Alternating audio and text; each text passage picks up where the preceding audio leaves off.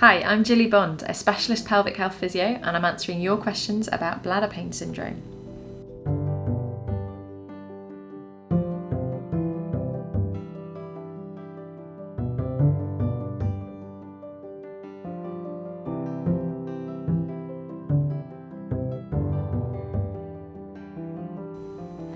So a while ago when I was doing some research, I couldn't find a common term for the process that as a pelvic health physio, when you put your finger into a vagina or a rectum in a male and you apply pressure and create an experience of a relaxed pelvic floor tissue, okay, so the muscle changes. I couldn't find a common word for that, and if you think about it, I know that I get people watching from all over the world. We all use very different terms. Pelvic floor stretch, pelvic floor release, levator release, levator ani, relaxation techniques, feel massage, contract relax, stretching. We have, when I audited it, it were 28 terms that I could find in the literature for that process. And words are really important. Words are so important, because if we can all use the same terms for the things that we're doing, we can start to better understand, because we have such a wealth of experience and knowledge clinically within the profession, very passionate physios, but we also have research. And if we talk about the same thing, if we've got one paper talking about feel massage and one paper talking about paradoxical relaxation, then we're not going to have a way of combining apples and oranges.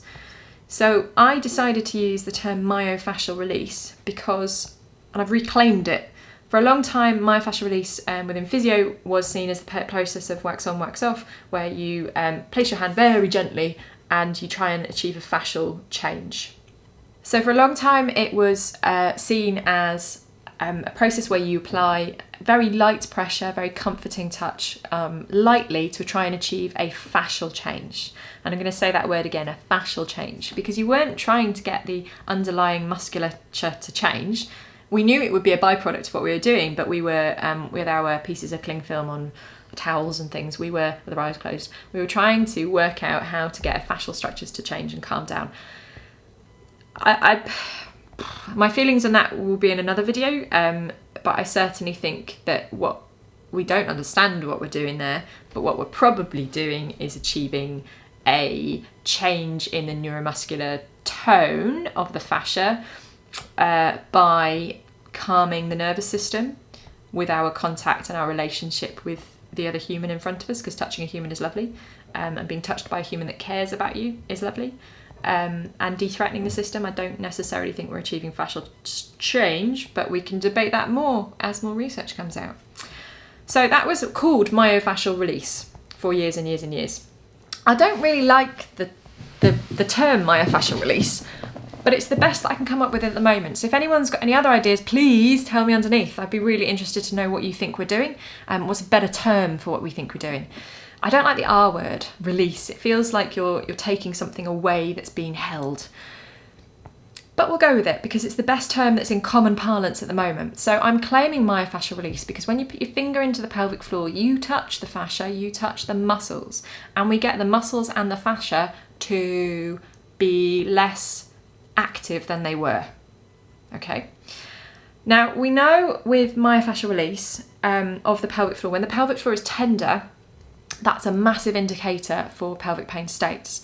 So if you've got vulvodynia, vaginismus, bladder pain syndrome, any massive IBS, any kind of colorectal pain, anal pain, pudendal neuralgia, in all of those pain states, any pain downstairs, your pelvic floor is likely to be tense and sore and to have tension myalgia. And if you haven't watched the trigger point video, go back and watch the trigger point video and you'll now understand why I'm calling it tension myalgia. So if we've got a sore pelvic floor and a tight pelvic floor, then massaging that pelvic floor can make the pelvic floor feel better. Great. But we also know it really helps your general pain state. So it will really help you to feel better in your bladder, your bowel, your vulva, everything. It's our mainstay of how we treat pain downstairs. When you put your finger onto the pelvic floor, physios, and you get a contraction of what you should be doing is getting a contraction and a relaxation of the tissues and applying force as you go down. And actually, as we go on the courses, a lot of people's pelvic floor, if a pelvic floor is overactive, it's not going to be as a bowl, it's going to be an upside down bowl. So your finger is going up and over the hill. And when you contract, you get a lift. And when you relax, you can start pushing with the back of your finger, then you can use the middle, then you can flatten it out. And I find that I often do a contract, I'll get them to relax, I'll be pulling towards me, then I'll flatten my finger out to get this bit of muscle, and then I'll push down towards. So it's kind of almost like a bloop round the corner. And that process should be done sub-threat. We know that if you push too hard, you get a counter nociceptive response. This is well evidenced. And I can give you 15, 20 papers that have looked at this kind of stuff. And, well, maybe not 15, but definitely 8 I can think of off the top of my head, and lots of extrapolated data from methodology of when people have gone as hard as they can and they've trigger pointed that pelvic floor to really stretch it out. Actually, it really reduces the viability of your fibroblasts and laying down more tissue healing and being appropriate, acting appropriately from a tension and from an inflammatory point of view. And it ramps up how much threat you're under. So any time that you're working with the pelvic floor, it shouldn't hurt. Do not hurt your patients. Don't tell them this might be a bit sore, but we'll keep going. It shouldn't hurt. Go with the tissue and press as hard as is suitable and appropriate, but sub-threat. Sub-threat is my big thing. It doesn't mean that I'm not clambering on the table at some time with some people. If I'm really trying to get a lengthening of the muscle to achieve, a stretch to be achieved, then I might be on the table applying a lot of pressure, but it's appropriate to the patient. Because the pelvic floor is as strong as the hamstring. They're thick, they're strong, they're great, but you want to be appropriate to that patient.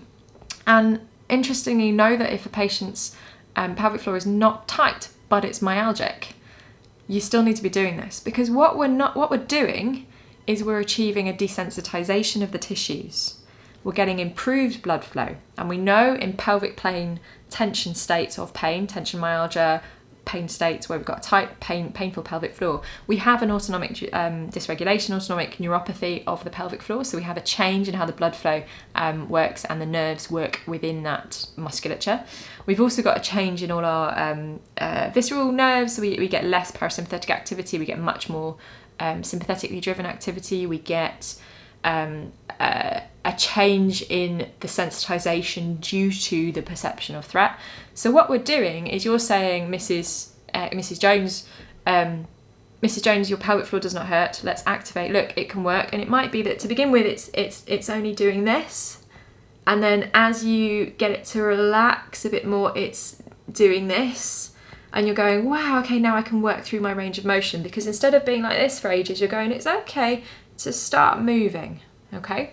So we are desensitizing locally. We are changing the threshold of the nerves within the pelvic floor for when they want to fire. We're improving blood flow around those nerves. We're improving blood flow within the pelvic floor. So everything gets better oxygenated, and we flush away all of the inflammatory infiltrates that have been there for a long period of time. We also get a change centrally, and that is the most important thing, because the tension happens downstairs, not of its own accord, but because of how much tension, pressure and threat your brain feels that you're under down there. So by doing this and doing it in a sub-threatening way, you are not reaffirming to the brain and specific organisations or neurotags, getting those to fire repeatedly, giving you the expression of pain and threat. You are altering the perception of what's coming in. So the information coming in is no longer threatening. And you're doing that by being there regularly, but by also your words. Not using placebo language is good, using effective communication, saying, they're great, they shouldn't hurt, fantastic, can you feel through your range? Feel it relax all the way down. Giving them lots of cortical input that will inhibit the perception of pain from the information that's coming in. What you're not doing is relaxing their pelvic floor, which makes it feel better. You are, but you're not. It's not the pelvic floor tension that causes the pain. And if you haven't watched the pain lecture or the trigger point chat, then go do that. And that's really key. So when we're doing myofascial release, be sub-threat, don't hurt the patient. Make sure that you're doing some contract relax, because we have good extrapolated data that that contract relax is the best way to go with these tissues. You want to work with them, not against them. You shouldn't ever be resisting. And we know this. When I say extrapolated data, there are 8 RCTs at the moment that look at specifically in visceral pain syndromes with pelvic floor muscle activation. What do we do when we myofascial release, when we release internally? And 7 of them, marvellous, loads of people got better, 1 of them didn't. And the one that didn't pressed as hard as they could, hard as tolerable to the patient was the words they used, in 3 different places.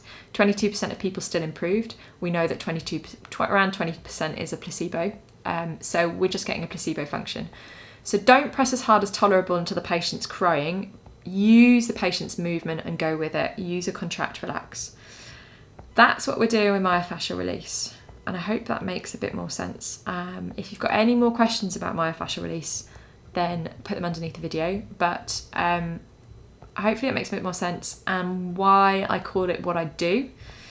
I'm going to have a little chat about lengthening and stretching the pelvic floor next, and because words are important, and I want to make sure that we're all using the same words so that we can debate and chat, and you can challenge me on these things, because as I've said in the trigger point lecture, trigger point chat I've just done, I wrote evidence talking about trigger points and how to get rid of them.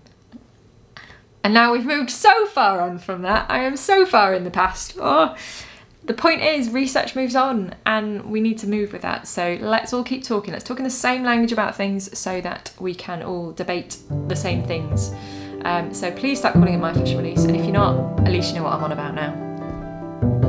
Hi, while I've got you here for a second, if you're a physio or a physical therapist interested in learning more about what I'm talking about, how we holistically manage someone in pelvic pain with a much better idea of how to apply the best of pain science in the clinic, then my Happy Bladder course, which is based on bladder pain but is really much more of a holistic view of how we treat all pain states in the pelvis.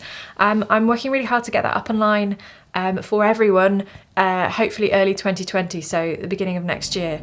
So check back on the website, keep your eyes peeled on my social media, and if you're interested, the course should be going live early next year. Thanks.